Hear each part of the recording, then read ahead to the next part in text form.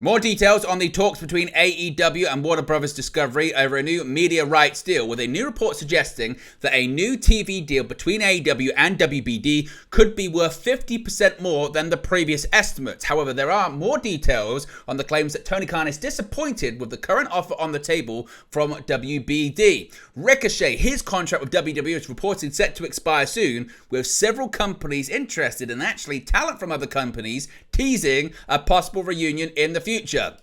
Key names have reportedly exited TNA wrestling, with news that several NXT superstars could be set to cross over at upcoming TNA pay-per-views. Becky Lynch is reportedly taking a very extended absence after her WWE contract is set to expire tomorrow. Speaking of contracts, Jeff Hardy, his contract with AEW is set to expire in June, and there could be a possible exit ahead for the former WWE superstar. Brock Lesnar, let's talk about the possibility of Brock Lesnar's return to WWE now that the Janelle Grant lawsuit has been paused. But is the investigation from the US Justice Department delaying a potential return for the Beast? And WrestleMania 40 behind the curtain, we've got the very latest details on the delayed documentary.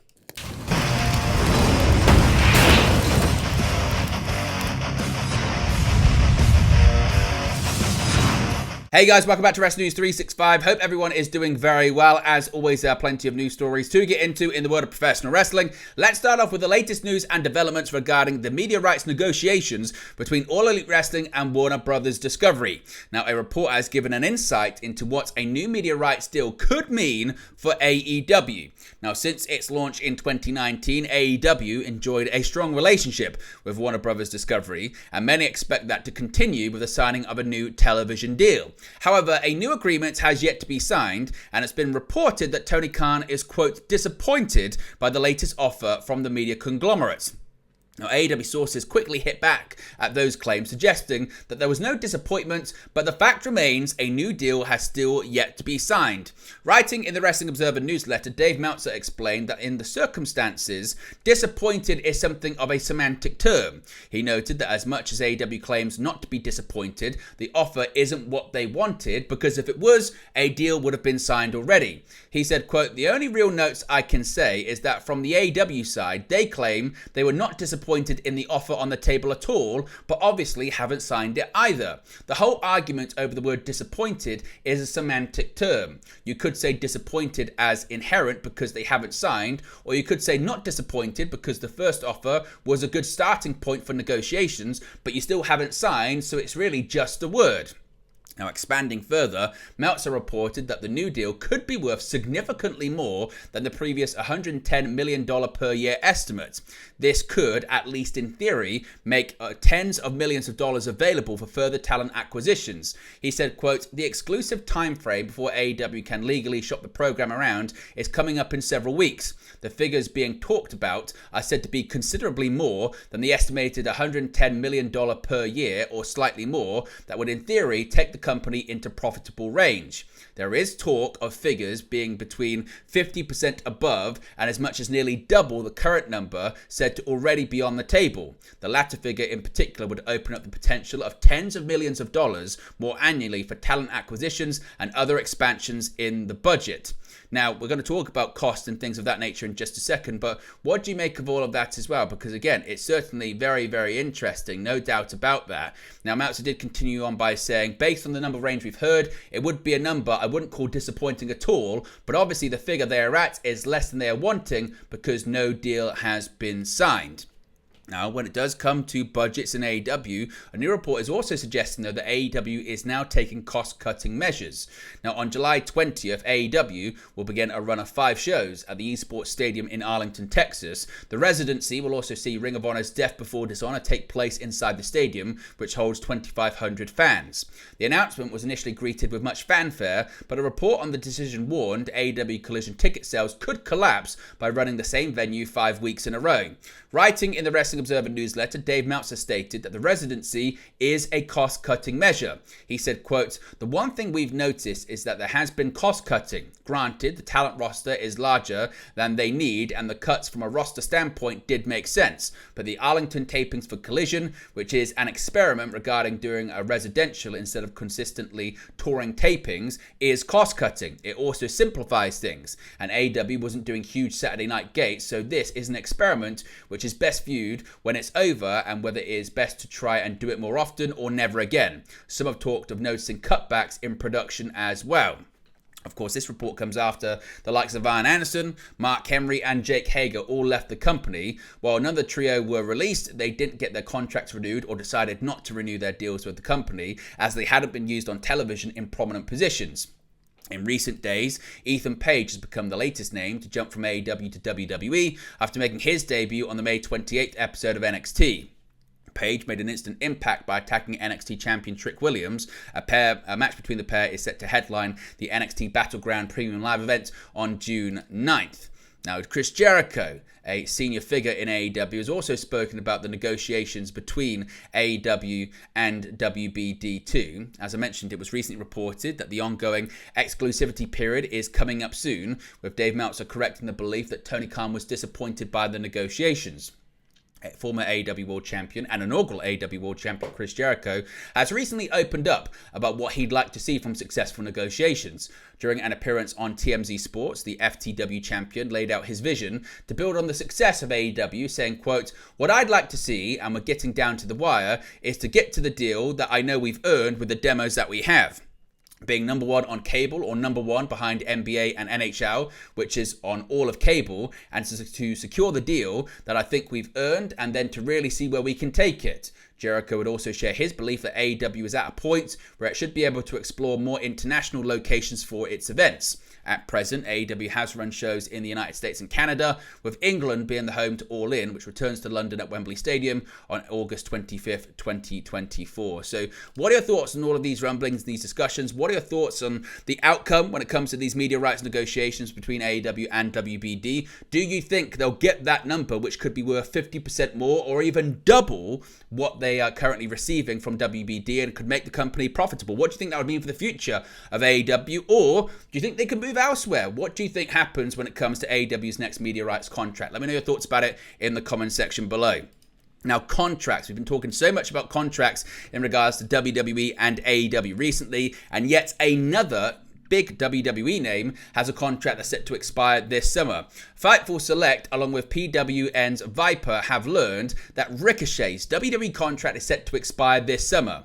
It was reported a few years ago in the Wrestling Observer newsletter that Ricochet signed a 5-year contract in 2019. As things stand, that deal is set to expire this summer. Ricochet is expected to get heavy interest from virtually every company able to afford his services. Now, AEW International Champion Will Ospreay was very open in an interview last week, saying he'd love to face him again. Now, WWE sources have told Fightful's Sean Ross Sapp that there are contract discussions planned between the two sides. Of course, as I mentioned, there are numerous WWE contracts coming up this year, as there were numerous 5-year deals signed in 2019 and some 3-year extensions in 2021. Fightful have been told that WWE did many of these to coincide with their TV contracts. Now, as far as speculation about him, we spoke about Will Ospreay there. Ospreay has since taken to social media upon hearing the news about Ricochet's upcoming contract expiry, posting a screen grab of both of them shaking hands during their time wrestling in Japan. So what are your thoughts when it comes to Ricochet? Do you think he stays with WWE, or could he make the jump to another company that isn't World Wrestling Entertainment? Let me know your thoughts about that too. Now, a lot of people talking about TNA wrestling this week, of course, with the crossover between TNA and WWE. Jordan Grace appearing on NXT, and the expectation that more are going to come over from NXT to TNA. Well, it's also been a busy week behind the scenes for TNA wrestling, because several names were reportedly let go from TNA wrestling during Thursday's May 30 rounds of cuts by Anthem. Now, per Mike Johnson of PW Insider, there were a number of departures during these cutbacks made by Anthem management. One of the names released was Dave Sahadi, who had been the creative director for TNA since 2019. He previously held the position of director for TNA broadcast for 18 years prior to Anthem owning the promotion. Prior to his time in TNA, Sahadi had worked for WWE, also as a creative director. Another name reportedly gone from TNA is R.D. Evans, who was considered the head of creative. PW Insider noted that Evans' departure happened prior to Thursday's firings, with the common belief being that Evans made made the decision to leave, although some in TNA said his departure was a, quote, mutual agreement, end quote. PW Insider also noted that there were multiple departures from the promotion's live events division, with the process described as, quote, restructuring. The report noted that it is believed that none of the wrestling talent were released. We get any more details now, of course, we'll let you know in the future. Now, when it comes to the crossover between TNA and WWE, all eyes are on TNA Knockouts World Champion Jordynne Grace as she prepares to make history. On June 9, she will challenge NXT Women's Champion Roxanne Perez for the title at Battleground. The important matchup will be the first time an active TNA superstar and champion will challenge for a WWE title. While Grace is focused on achieving a career milestone, she has announced her title defense at TNA Against All Odds on June 14. The Juggernaut shared on SiriusXM Busted Open with Tommy Dreamer and Dave LaGreca that she will hold an open challenge for her championship at the TNA pay-per-view. After Grace revealed that her title match was an open challenge, it immediately caught the attention of Dreamer and wrestling fans. TNA Against All Odds, taking place after NXT Battleground, has people wondering if a WWE superstar will accept her challenge. PW Insider's Mike Johnson reported that the ongoing relationship between WWE and TNA could extend beyond NXT Battleground.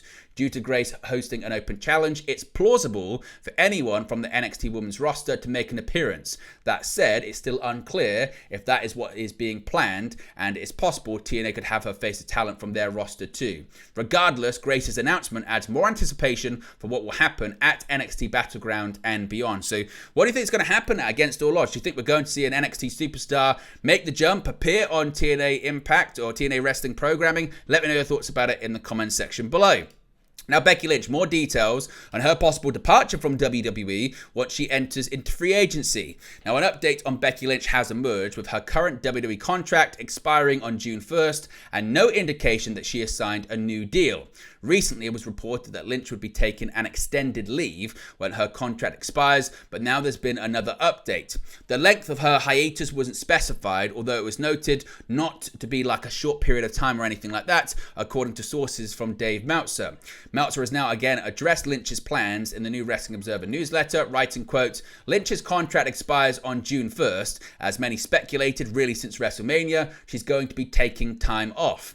My gut says that was the plan after her loss to Ripley, but when Ripley was injured, they brought her back for a short program to get over Morgan and have Morgan win the title from someone credible to build Morgan up for the Ripley program. It was described to us as not a retirement, but a very extended absence. Now, the length of this very extended absence was not specified any further. Now, many people are wondering if she's going to be taking significant time off. Does that mean she could go to a like of an AEW or do something outside of wrestling? We'll have to wait and see. But how long do you think this very extended absence could be? And the fact it's been described as not like a retirement, does that suggest it's going to be years as opposed to weeks and months? Let me know your prediction for that one too. Now, Jeff Hardy, a big update on Jeff Hardy and his status in All Elite Wrestling. Jeff Hardy hasn't wrestled since being defeated by Sammy Guevara for a taping for the February 16th episode of AEW Rampage. Of course, during the match, Hardy sustained a broken nose, and there were fears he also suffered a concussion. It was later found out that proper concussion protocols were not followed, and Sammy Guevara was suspended. Despite his suspension being over, the Spanish god has yet to return to television. In early May, Matt Hardy confirmed his brother was medically cleared to continue his career, but he remains absent. Although Jeff Hardy's AEW run has been underwhelming, he remains a hugely recognizable name in wrestling and retains a large amount of goodwill with many fans.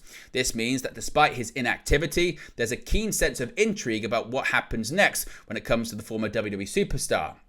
For years, both Matt and Jeff have been open about their desire to end their careers together as a tag team, and it seems they might get their wish. Speaking on the extreme life of Matt Hardy, the veteran reiterated that Jeff is medically cleared to wrestle, adding that his AEW deal expires in June. With Matt already an ex-AEW star, this seemingly opens the door for the pair to reunite once more. He said, quote, he's been cleared, he's just sitting at home waiting on the call. Unlike me, he's not someone who really gets out and makes things happen, he just kind of waits on someone to call him. He's sitting at home, just waiting on that phone call, jumping on the trampoline up and down with the dumbbells, but yeah, he's got like till mid-June or so, I think, and then his deal is up. So I guess we'll see if he ends up re-signing or not re-signing. Who knows? Indeed, who knows? What do you think happens with Jeff Hardy? Where do you think he goes next? Do you think he stays in AEW? Do you think he joins his brother in TNA Wrestling? Do you think he goes to WWE? Let me know your thoughts about that one too. Now, a bit of an update when it comes to Brock Lesnar. Now, Brock Lesnar has not been seen in quite some time, and that's not going to change until his legal situation is resolved. Now, it was previously reported by SE Scoops back in March, quote, "No one is going to get involved in that situation. This is a legal issue, and until the lawyers decide Brock is to be brought back, there is no movement at all or movement on his behalf," end quote. Now, this has been reiterated in the latest Wrestling Observer newsletter, with Dave Meltzer saying the following, quote, "Regarding any rumors of Lesnar returning, he has to be cleared by WWE Legal. Remember, WWE is still a defendant in the Janelle Grant lawsuit, and that hasn't happened yet," end quote. Now, Janelle Grant's court battle against WWE and Vince McMahon will be delayed, but that's not necessarily good news for the company. Grant has agreed to postpone the lawsuit at the request of the US Justice Department, an ominous sign for McMahon that indicates additional legal pitfalls ahead. This decision means it will take longer than initially planned before the two sides face off in court, as the case remains under a non-public investigation. As a result, the timeline for Lesnar wrestling again has effectively been delayed indefinitely. Now, Janelle Grant's lawsuit alleges that in July 2021, Vince McMahon directed her to create personalized sexual content for a WWE superstar he wanted to re-sign. The lawsuit did not name the wrestler, but described them as both a UFC fighter and WWE talent. Although Brock Lesnar was not mentioned, the timeline suggests a limited number of possible wrestlers. The lawsuit claims McMahon shared explicit photos with the WWE superstar, who responded positively. In December, McMahon allegedly gave Grant's personal cell phone number to the wrestler. The wrestler then requested a video of her urinating and used derogatory language towards her. A meetup was planned but did not happen due to travel issues. Brock Lesnar was removed from the WWE intro package and has been absent from promotional materials and vignettes since the controversy. His WrestleMania 40 match against Gunther was also scrapped, along with his planned bout against Dominic Mysterio at the Elimination Chamber PLE in Australia. In WWE 2K24, Lesnar was removed as a playable character, but still exists in the game's code. He was replaced by John Cena on the 40 Years of WrestleMania cover. He does remain, though, under WWE contract. And finally, more details when it comes to this delayed WrestleMania 40 behind-the-scenes documentary. Now, WrestleMania 40 took place on April 6 and 7 with a behind-the-scenes documentary covering the road to the event being made. The WrestleMania XL behind-the-curtain documentary was advertised after night one of the two-night premium live events. April 11 provided an update on the documentary, with it being revealed that it was delayed due to the sheer amount of footage that WWE shot over the course of the weekend. A further update would emerge on May 15, stating that the delay was as The Rock had, quote, "final approval," end quote, on the project, although the accuracy of the claim was in some doubt. Dave Meltzer has provided a new update in the Wrestling Observer newsletter that stated, quote, "There has been a lot of talk regarding the delay of the behind-the-scenes build to WrestleMania documentary that was originally to air nearly 2 months ago and still doesn't have an air date. There is a reason for the delay, and we were told very few know what the reason is. We were also told the idea it was waiting for Dwayne Johnson's clearance is not accurate, which had been rumoured." Now, Meltzer didn't provide any indication as to what the reason for the delay may be, or who would be among the very few to know what it is. As previously reported, the documentary focuses on the two-night PLE and specifically around the pivot in storyline surrounding Roman Reigns, Cody Rhodes, and The Rock. It was originally scheduled to air on the WWE YouTube channel on April 10, 2024, but as of yet, still has not aired or doesn't have an air date. But there you go, guys. The latest pro wrestling news for you. Be sure to smash a like on the like button. Be sure to subscribe, bottom right-hand corner. As always, let me know your thoughts in the comment section below, and I'll speak to you again very, very soon. Hey, guys. Thank you for watching, listening, streaming, or however you come to this video today. Be sure to click on the video on the right there to watch our next video, or click the bottom there to subscribe, or the bottom right-hand corner. Thank you very much, and I'll speak to you again very soon.